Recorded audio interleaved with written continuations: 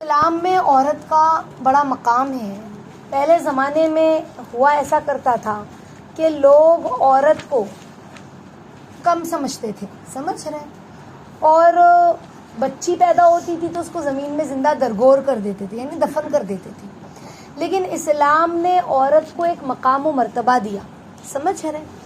پہلے ایسا ہوتا تھا کہ اگر عورت ناپاک ہے، یعنی جو ماہواری اسے آتی ہے مہینے میں، تو وہ ناپاک ہے تو اسے ایک الگ کمرے میں بند کر دیا جاتا تھا۔ چھوت کی بیماری کیسے ہوتی ہے ایسے سمجھ کے، اور اسے وہیں پر کھانا پانی دیا جاتا تھا جب تک کہ اس کی ناپاکی ختم نہ ہو جائے۔ تو ایسے اس کے ساتھ ایک ظلم، زیادتی اور عجیب طرح کا رویہ برقرار رکھا جاتا تھا۔ لیکن اسلام نے عورت کو بڑی عزت اور مقام دیا، بڑا مرتبہ دیا اسلام نے، اور کہا کہ اگر عورت ماں ہے تو اس کے قدموں کے نیچے جنت ہے نا، اور بہن ہے تو اس کی بھی عزت کرو، کہ اگر شادی ہو جائے اور اس کے بعد بھی تم نے اپنی بہن کو لینا دینا کرتے رہے تو اللہ کو یہ عمل بڑا پسند ہے اور صدقے کا ثواب ہے۔ ایسا نہیں کہ تم اپنی بہن کو صدقہ خیرات کر رہے ہو، ایسا نہیں ہے، لیکن ثواب بہت بڑا ہے۔ اور مجھے وہ روایت یاد نہیں رہی برابر سے، لیکن یہ ہے کہ بہن کو پوچھنا شادی کے بعد بھی اللہ کے یہاں بڑا مرتبہ ہے، سمجھ رہے ہیں، اس بھائی کا۔ اور اگر بیٹی ہے تو رحمت ہے نا، اگر بیٹی ہے تو رحمت ہے، اور اگر بہن ہے، بڑی بہن ہے، تو ماں کے سامان ہے۔ اس کی عزت کرو، اس کا ادب کرو، اس کی رسپیکٹ کرو۔ تو عورت کا بڑا مقام اللہ نے اسلام میں دیا ہے، اور بڑے فضائل اسلام میں آتے ہیں۔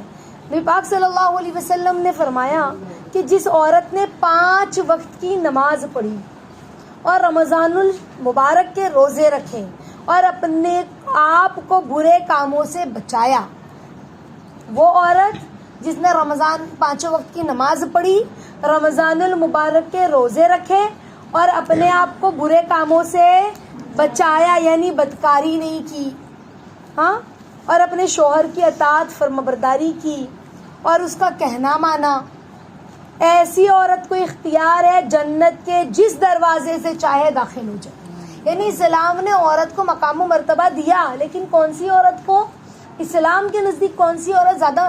دیکھو، اسلام جو دین اسلام بڑا خوبصورت مذہب ہے۔ اللہ کے نبی نے فرمایا نہ کالے کو گورے پہ فضیلت، نہ گورے کو کالے پہ فضیلت، نہ عربی کو اجمی پہ فضیلت، نہ عربی کو اجمی پہ فضیلت۔ فضیلت تو صرف دین کی بنیاد پر ہے۔ تو اسلام نے کہا وہ عورت جو نماز پڑھتی ہو، روزہ رکھتی ہو، اپنے آپ کو برے کاموں سے بچاتی ہو، اپنے شرمگاہ کی حفاظت کرتی ہو، یعنی بدکاری سے، برے کاموں سے، غیر مردوں کی طرف جانے سے اپنے آپ کو بچاتی ہو، سمجھ رہے، اور شوہر کی فرمانبرداری کرتی ہو، شوہر کی فرمانبرداری کرتی ہو، اس کا کہنا مانتی ہو، یہ بھی اس میں داخل ہے، ہاں، شوہر کا کہنا ماننا، فرمانبرداری کرنا۔ تو کہا کہ ایسی عورت کو جس دروازے سے چاہے جنت میں داخل ہو جائے۔ تو یہ شوہر کی اطاعت کرنا بہت بڑا عمل ہے، سمجھ رہے۔ تو کہا کہ پھر یہ سارے اعمال جس کے اندر ہو تو وہ شخص جنت کے جس دروازے سے چاہے داخل ہو جائے۔ اب ہم دیکھیں ہمیں اس میں سے کون کون سے معاملات ہیں۔ اب جو جوان بچیاں ہیں وہ تو سوچ رہی ہوں گی کہ بھائی ہماری تو شادی نہیں ہوئی ہے، تو شادی نہیں ہوئی تو ماں باپ کی فرمانبرداری کرنا، ان کے سامنے اونچی آواز سے بات نہ کرنا، سمجھ رہے، ان کا کہا ماننا اور اپنی آپ کی حفاظت کرنا۔ جیسے بچیاں ہیں، ہے نا، جوان بچی، ان میں سے کتنی ساری بچیاں جو اسکول کالجز کی میرے سامنے بیٹھی ہوئی ہیں، تو وہ بچیاں اپنی آپ کی حفاظت کرے، سمجھ رہے، یعنی باہر نکلتی ہیں تو ظاہر سی بات ہے اسکول میں، کالج میں، کلاسز میں غیر مرد ملیں گے، لڑکے ملیں گے، ان سے اپنے آپ کو بچانا، ٹیچر ہے، جو بھی مرد حضرات ملتے ہیں، اور اپنے آپ پردے کا خیال رکھنا۔ بسا اوقات لڑکیاں ہی خود دوسری سہیلیوں کے بیچ میں رہ کر اپنے آپ کو، اپنا خود کا خیال نہیں رکھتی، سمجھ رہے، یعنی یوں کہنا چاہیے کہ بری عادتوں میں، بری حرکتوں میں پڑ جانا اور ماں باپ کی باتیں نہیں ماننا۔ قیامت کے قریب ایسا دور آئے گا کہ لوگ جو ہے ماں باپ کے اوپر دوستوں کو ترجیح دیں گے، یہ حدیث اللہ کے نبی کی، سمجھ رہے، اتنا برا وقت آ جائے گا کہ لوگ دوستوں کو زیادہ توجہ دینے لگیں گے، ماں باپ کی باتیں نہیں مانیں گے، ان کو دوست کے لیے وہ ماں باپ سے بھی لڑ لیں گے، سمجھ رہے۔ تو آج وہی ہو رہا ہے نا، لیکن ہمیں جوان بچیوں کو پھر ان تمام چیزوں سے بچنا ہے۔ نماز پڑھنا، روزہ رکھنا، شرمگاہ کی حفاظت کرنا، اپنے ماں باپ کا کہنا ماننا، سمجھ رہے؟ تو کہا کہ جس دروازے سے چاہے ایک عورت جو اللہ کے نبی نے کہا کہ شوہر کا کہنا مانے، نماز پڑھے، روزہ رکھے، شرمگاہ کی حفاظت کرے، جس دروازے سے چاہے داخل ہو جائے۔ اچھا ایک بات یہ بھی آتی ہے کہ بسا اوقات سننے میں آتا ہے اس طرح سے بھی کہ گھر میں شوہر ہے نہیں، عورت گھر میں اکیلی، شوہر کام پہ گیا ہوا ہے، اب عورت کو چاہیے کہ وہ اپنا دروازہ بند رکھے، اپنے شوہر کی اجازت کے بغیر کسی کو اپنے گھر میں داخل نہ کرے۔ اب تو فون کا دور ہے، کتنا آسانی دور ہے نا۔ اگر شوہر پہلے فون وغیرہ نہیں ہوا کرتے تھے، سمجھ رہے ہیں، تو شوہر اگر گھر میں نہیں ہے اور کوئی غیر محرم رشتہ دار ہمارے گھر پر آیا ہے تو ہم نے دروازے پہ سے، اور ہمارے گھر میں کوئی دوسرا مرد بھی موجود نہیں ہے، کوئی اور عورتیں بھی موجود نہیں ہیں، بڑی بوڑھی عورتیں یا مرد کوئی بھی ایسا، تو پھر ہم نے کیا کیا، دروازے سے ہی سلام کیا، دعا کیا، کہا گھر میں کوئی بھی نہیں ہے نا، آپ بعد میں آئیے گا، اور دروازے کے باہر چاہیے تو ان کو پانی وغیرہ دے دیا یا پھر اسی طرح سے ان کو رخصت کر دیا۔ اب غیر محرم کو کیسے گھر میں لے لیا جائے، سمجھ رہے؟ تو عورت کو اپنی اتنی حفاظت اور پروٹیکشن ہونا چاہیے، یعنی عزت کی، پاک دامنی کی حفاظت۔ تو میں جو بتانا چاہ رہی تھی وہ یہ بتانا چاہ رہی تھی کہ ایسی خاتون کو بھی دیکھا گیا ہے کہ شادی ہونے کے بعد بھی اس کے ناجائز تعلق ہوتے ہیں اس کے پڑوسی کے ساتھ، سمجھ رہے؟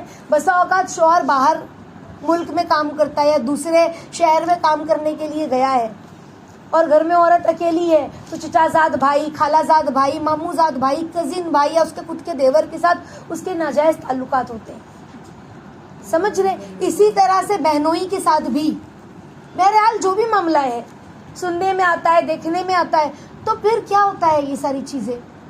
اسی ایسی عورت کے بارے میں ہی کہا کہ ہمیں پھر اپنی نگاہوں کی کتنی حفاظت کرنی ہے، اپنے نفس کی کتنی حفاظت کرنی ہے، اپنی شرمگاہ کی کتنی حفاظت کرنی ہے۔ وہی کہا نا کہ اپنے آپ کو بدکاری سے بچائے۔ بدکاری یہی ہوئی نا کہ اپنے شوہر کے علاوہ کسی اور کے ساتھ ناجائز تعلق رکھنا، سمجھ رہے؟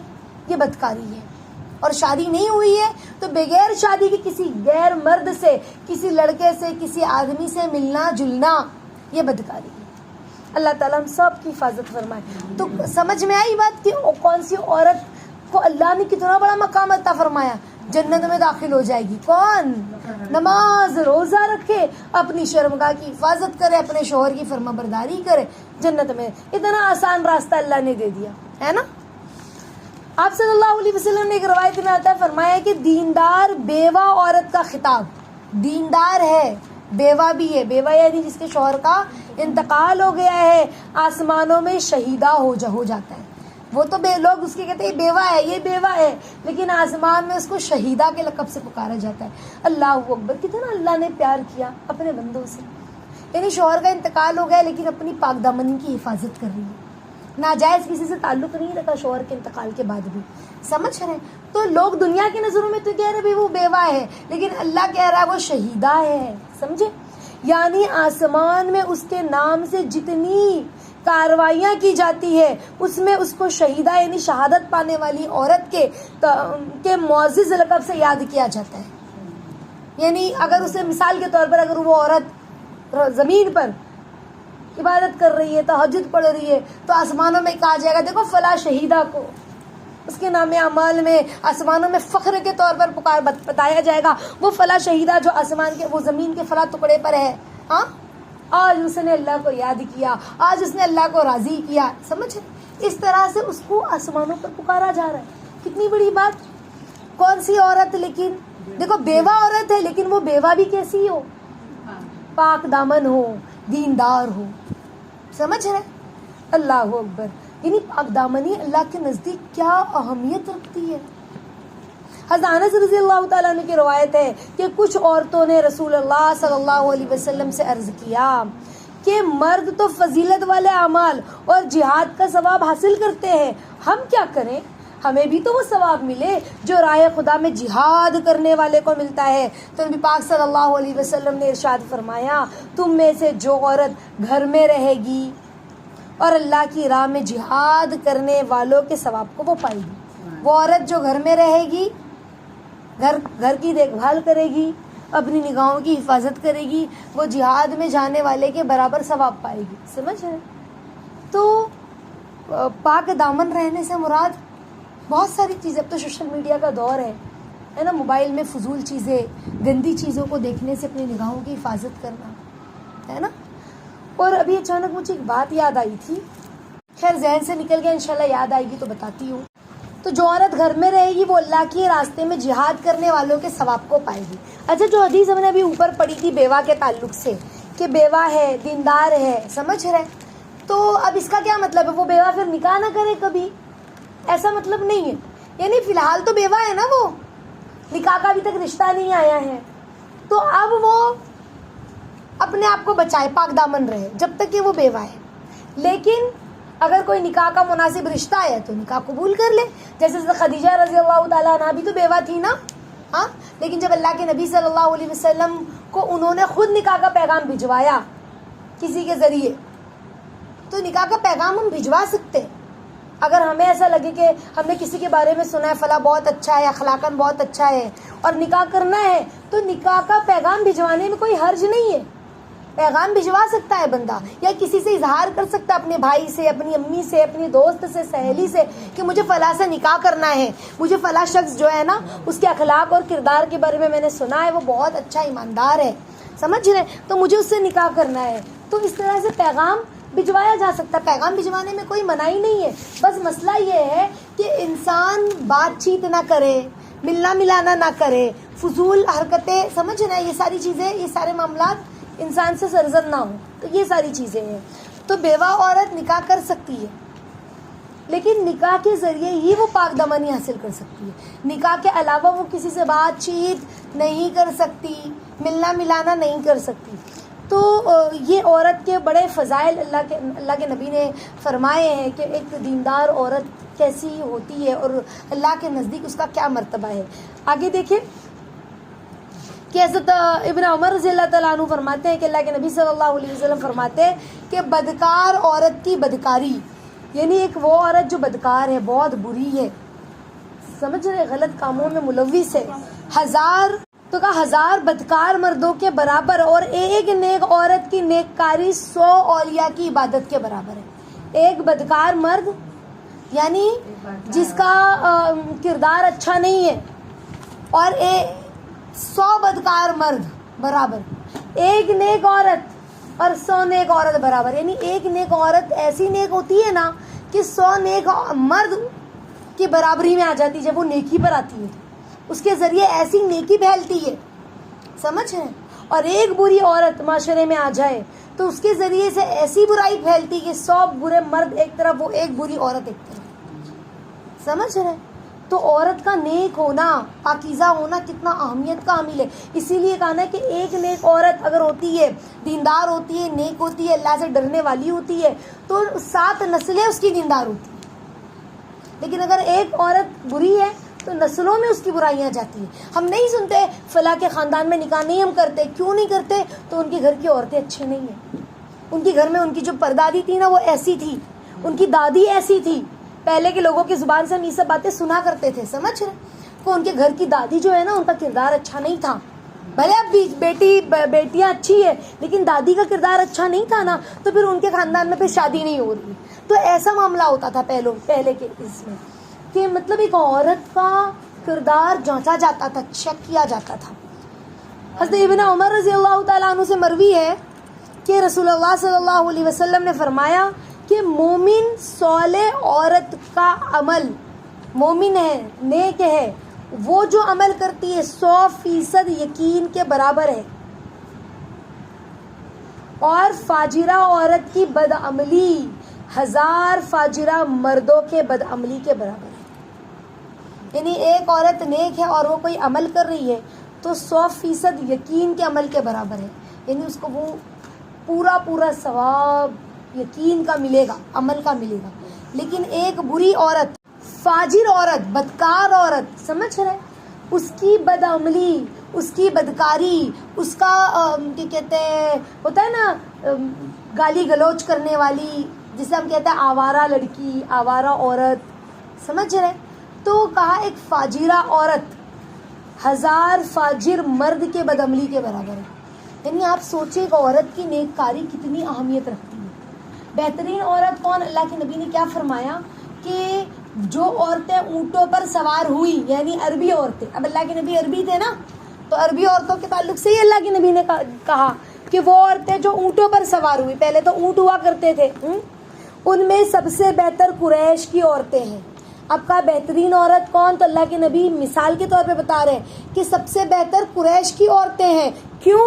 جو بچپن میں اولاد پر سب عورتوں سے زیادہ شفقت رکھتی ہے, یعنی اپنی اولاد کو پیار و محبت کے ساتھ, شفقت کے ساتھ پرورش کرتی ہے اپنی اولاد کی, سمجھ رہے ہیں, اور شوہر کے مال کی سب سے زیادہ نگہداشت رکھنے والی ہوتی ہیں. عرب کی جو عورتیں تھیں وہ اپنے شوہر کے مال کی, یعنی شوہر کی غیر حاضری میں اپنی عزت, اس کا مال, اس کے گھر کی حفاظت کرتی تھی. تو کہا کہ قریش کی عورتیں سب سے زیادہ بہتر ہیں. تو پتہ چلا ہم بھی اگر ایسی عورتیں بنیں گے تو ہم بھی اس تعریف کے مستحق ہوں گے جو اپنے بچوں پہ شفقت کرنے والی. اب دیکھو آج جو دور ہے وہ دور کیسا ہے پتہ ہے؟ موبائل کا دور ہے. ماں موبائل دیکھ رہی ہے, یوٹیوب چلا رہی ہے, ریل دیکھ رہی ہے, سمجھ رہے ہیں, بچہ رو رہا ہے, بچہ کچھ مانگ رہا ہے, تو ہم نے کہا اچھا لے لے, لیکن ہم موبائل میں لگے ہوئے, اس کی تربیت نہیں کر رہی ہے. بچہ کھیل رہا ہے, وہ بھی اپنا لیپ ٹاپ لے کے بیٹھا ہے, اس کو ایک ٹیب دے دیا, ٹیبلٹ, بچے کو لا کے وہ اسی میں موبائل دیکھ کارٹون دیکھ رہا ہے, سب چیزیں دیکھ رہا ہے. اب کیا ہوا؟ اب ہوا یہ کہ ماں یوٹیوب پہ لگی ہوئی ہے, فیس بک پہ لگی ہوئی ہے, بجائے اس کے کہ بچوں کی تربیت کرتی, بچوں کے ساتھ کھیلتی, وہ ساری چیزوں کو چھوڑ کر اب بچہ اس کے اندر مثال کے طور پہ ٹام اینڈ جیری دیکھ رہا ہو. اب ہم نے بچپن میں ٹام اینڈ جیری دیکھی ہے, تو اس کے اندر کیا ہے؟ مارنا کوٹنا ہی تو ہے نا. بلی چوہے کو سزا دیتی ہے تو بلی چوہے کو مارنے جاتی ہے, تو مار پیٹ, یعنی ایک لڑائی جھگڑا ہی اس میں. بچے کے اندر کیا آئے گا؟ وہی سب آئے گا. ہمیں لگ رہا ہے وہ چوہا بلی دیکھ کے ہنس رہا ہے, بھاگ رہا ہے, دوڑ رہا ہے, نہ وہی آئے گا. ابھی میں نے ایک بچوں کو دیکھا, وہ چھوٹی ایک دیندار کارٹون بول کر دکھا رہے, سمجھ رہے ہیں. اب وہ دیندار کارٹون میں بھی ایسے وہ ٹائیں بول رہی ہے, اب بھی ایسا نہیں کریں گے ہم. اب بچے بھی تو وہی سیکھیں گے نا, بچے بھی تو وہی سیکھیں گے. وہ لڑکی چھوٹی بچی ہے, وہ غلط کرتی ہے, غلط بولتی ہے, تو اتنی تیز آواز میں بولتی ہے, اور سیم ویسی میں نے ایک بچی دیکھی وہی کارٹون دیکھتے ہوئے, وہ بھی ایسے ہی بولنے لگی. میں نے کہا یہ کارٹون کا اثر ہے. ہمیں لگا ہم نے دیندار کارٹون دکھایا, سمجھ رہے, اس میں اللہ رسول کی بات ہو رہی ہے, لیکن کیوں ہم کارٹون کے ذریعے اللہ رسول کو پیش کریں؟ ہم بچوں کو خود واقعات بتائیں, خود انٹرٹین کریں بچوں کو.